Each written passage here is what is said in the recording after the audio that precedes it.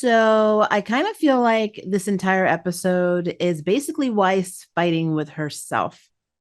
Hey guys, welcome to Approach the Nerd. This is Maria Park, and in this episode, we are reviewing RWBY Ice Queendom episode 6 entitled Do You Have a Plan?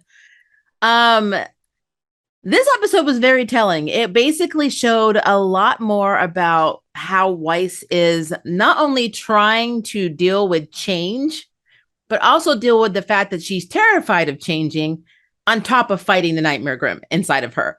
And unfortunately, her teammates are kind of getting the brunt of all of this through negative Weiss. But this episode was very, very good, especially in terms of her relationship with Blake. So where we left off last week in episode 5, Blake and RWBY had made it to kind of like the hallway area of the Sneem Manor, and they're confronted by, of course, negative Weiss. And so she is kind of in her feelings, especially because remember I told you in another review that whenever Blake shows up, she's not referred to by name. She's just the girl in black. And I've always thought that that was really interesting because, you know, we were told that for you to enter this dream world, you have to be accepted by the person that's being infected by the Nightmare Grim. So if Blake really was not accepted, she would have been ejected from the dream. She would not have been able to enter at all. So that's a tell that Weiss actually considers her to be, you know, close to her. But whenever she sees Blake, it's almost like she's at war. And what I figured out and what I thought was going on anyway all along is that Weiss is upset with herself because she is becoming friends with Blake and she is forming this attachment and she does care about her, but it goes against everything that she was raised to believe about Faunus. And so it's an internal struggle. So in this episode, Blake decides to kind of call her out a little bit to distract her, giving RWBY a chance to go free Yang from the room that they were in last week, you know, behind Dorkline, and then try and get to where the Nightmare Grim is to free Weiss, wake Weiss up. And of course, RWBY doesn't get it at first. She thinks that, you know, Blake is in her feelings because she's kind of like, you know, is it me that you don't like, or is it just all Faunus? Blah, blah, blah. So she's kind of like playing into the taunt with Weiss, but it's just a ruse. She's basically telling RWBY, you know, go find the Nightmare Glim. I'll distract her. Now, Blake does not realize how strong Weiss or negative Weiss is in this dream because this girl is summoning Grim. I mean, she is hard to handle alone, which I think RWBY already knew, but maybe she just felt like maybe because Blake was older, you know, and RWBY in this episode goes through some kind of like growing pains in terms of being a leader. She questions herself, especially since she didn't catch on about Blake's, you know, plan that she wanted to distract her and have RWBY and Yang go off and find the Nightmare Grim because Yang got it right away when she freed her. So she's kind of like, I guess I just suck as a leader. But yeah, the Blake trying to deal with Weiss in this episode was very interesting. And she was, even though Blake is the cooler character, the one that is not really prone to really losing her crap immediately, you could tell that the stuff that Weiss was saying was hurting her. Especially since, you know, in episode 3, they had this moment where Weiss was like telling her, you know, if you have a problem, come to your teammates. Don't go to some random stranger, referencing Sun, you know, after they had that little spat about her coming out as being a former White Fang member. So that whole situation for Blake, I know, was rough, but she's still trying to play it off. She's still trying to believe this is not the real Weiss. This is actually negative Weiss. And then the Grim basically making them feel or believe that she's this way. But Blake has to use 2 coins, 2 that basically make little plushies, you know, little talking plushies of themselves, that kind of carry on conversations. The last thing that you said, and Weiss is able to, you know, destroy them, and she sees Blake run off, and that's when I am still assuming that this little puppet that keeps taunting her is Whitley. I don't know why, I just feel like it is, but. You know, it's, you know, basically it's like, you took you for a ride and blah, blah, blah, blah. And Weiss is like just figuring out that, you know, she's been kind of tricked and they're actually trying to get to her precious location, which is where, of course, the Nightmare Grim is. Now, they say you're not allowed to touch the dream vines or nightmare vines. And RWBY does get cut in this episode, and they do focus on that a lot. So I'm wondering if that's going to play into something later. Maybe it's going to make her more susceptible to it. I don't know, but I'm really curious on what that's going to be like. but or what kind of consequences that has. But so Ruby and Yang make it to like the staircase, and they don't know really how to get across.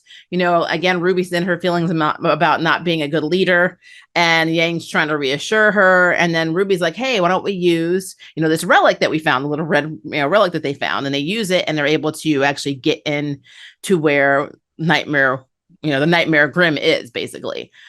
They meet up with Blake because she's able to call them using a coin, and they leave the door open for her to come through, which is interesting. I didn't realize that there wasn't a time limit on the door, so maybe it's the dream. Well, it's not their dream, so it wouldn't be their dream, the Dream Builder's choice. I don't know. It's very interesting, but long story short, they all get there, and Negative Weiss appears and starts basically protecting the Grim. And Ruby's like, wow, I don't know much about you, but why would you be doing this? Surely you don't want to protect a Grim, But what was so interesting is, and this happened a little bit earlier, right before Blake sends Ruby off, Weiss refers to Ruby as her precious subject. And all Ruby heard was the word precious. I'm like, she thinks I'm precious? I'm like, she is so adorable. But yeah, so that's pretty much an insight that, she values Ruby, which we already knew. We already knew that's what it thinks. She actually does value Ruby. And she considers her to be precious. But something else that I've noticed in this episode, when they confront her and Negative Weiss is there trying to defend the Grim, it's really interesting because she kind of calls Yang out. So basically she's in her feelings that Ruby is not taking her side against Blake because Blake is the evil Faunus, and Yang being there is a bad influence because she coddles and spoiled Ruby and made Ruby this way. So she blames Ruby not being on her side against Blake, and not, seeing the reality and understanding that she's a precious subject because Yang spoiled her and protected her and sheltered her too much, which Yang starts getting in her feelings about. But that gives Negative Weiss the opportunity really to just completely knock them all down, and she was about to take them out, and of course they get woken up by Xian. So it's very interesting. Like, they got their butts handed to them, and they were all very depressed and put off and not really sure what to believe in terms of this Weiss, because this Weiss is hard to handle. So, to build up the, Xian's aura, they had an hour to go figure out a plan or a strategy, because if they don't figure out a good plan now, by the time her aura basically replenishes itself and they go back in, they may not be able to save her after that. They have one more shot is basically what they're being told, but they don't know what to do because everything they tried, it's almost like being reset. So they go to the dining hall. They're not able to eat. Yang's in her feelings because, Weiss kind of set her off and basically told her a little bit of the truth. But in my opinion, I kind of feel like Weiss is just envious because she keeps mentioning that her sister was very strict with her and her whole family's dysfunctional. And so I kind of feel like this was really her being upset that Yang is the better sister in a way, as opposed to Winter, because she really would love to have Winter be more like Yang and have the relationship that Yang and Ruby have, as sisters with her sister. And I think it's just a jealousy thing. It's very obvious that she's super jealous of this little sister dynamic. But at the same time, there is some truth that Yang has sheltered Ruby. So, she's in her feelings at being called out. And so the girls decide to just split up. Tea and Juniper comes and they talk to Ruby, and it's very hilarious when they ask, well, what would we like in the dream? And she's like, you're kind of like held captive, imprisoned, really. And I love how Pyrrha and them are all like, and Ren, everyone's like, well, that doesn't necessarily mean that she doesn't like us and she's looking down on us. It just means that things that she, people and memories that she wants to keep, she holds on to by locking them away, which makes sense because she does the same thing with her feelings. So yeah, she's protecting them from the Nightmare Grim and from her memories and everything being taken away by keeping them contained, which makes perfect sense. And Ruby was like, I never thought of that. Light bulb.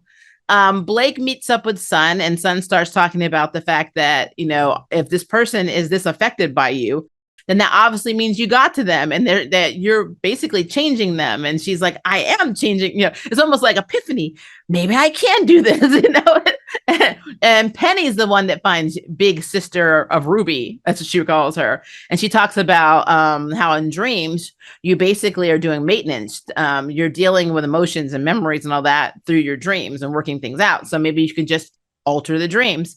And so Yang's like maintenance. So everybody's like coming up with these strategies. So all three of them they left or parted ways without having a plan, and then they came together with a plan. So by the time they get back to try again, they have Team Juniper with them, and they're told that John is kind of immune because he was affected by the Nightmare Grim and saved. His body still has memories of it, and so if he were to enter into Weiss's dream, they probably wouldn't notice him at first because, they would just think he was one of the infected, or, it wouldn't register that he was one of them. So he's going to go with them. Now, I don't think all of Team Juniper's going, but, you never know. I don't know.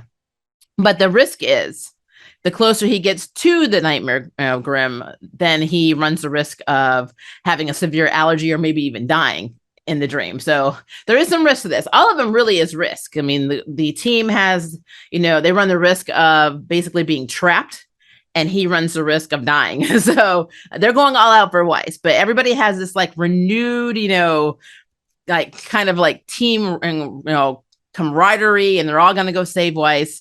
And then Ruby believes that they can reach Weiss through, basically reasoning with her, saying, hey, we know you want to change. We want to be there for you. We want to be your team. Blah, blah, basically what they do with most anime and cartoons, where they're like, we're going to make you love us and realize our love. So I'm really curious to see how this plays out. It was a good episode. And like I said, the battles between Weiss, our battle between Weiss and Blake, I loved. I really am loving the Japanese, seiyuu or voice cast for this too. I really do. I think all of them are perfect, honestly. I know they have not released the dub yet. I'm not sure what Rooster Teeth is doing, because since RWBY is like their main property, you would think that they would have a dub track by now. We're like 6 episodes in. That's really weird. Now, I know they're working on volume 9 as well, but still, that's very strange. I mean, a lot of companies simulcast. I don't get it, but it is what it is.